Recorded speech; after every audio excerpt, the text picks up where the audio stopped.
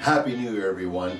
2017 has been a spectacular year. Bullion, double digits through 1300, spectacular. And since the year 2000, it has doubled 2 times the S&P's performance. So bullion has been one of those great investments, both short-term and long-term.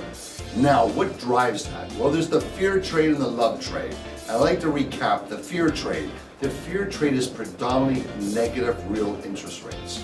And most of last year, even with rising interest rates in the US, we had negative real interest rates. What will the government entice you to buy government bonds with, minus the CPI number, for 2 years, 5 years, 10 years, and most of the year, the 2 and 5 years have been negative, the 90-day has been negative, and in fact, some economists are saying inflation, the real inflation that we all truly feel, is running at 6%. So that means all debt instruments of the government have negative real rates of return, and thus gold can easily run another standard deviation, which is approximately 20%. It would be a non-event, and that would take gold through $1,500. Other part of that is the love trade. And the love trade is very, very important because it's about 60% of all gold demand.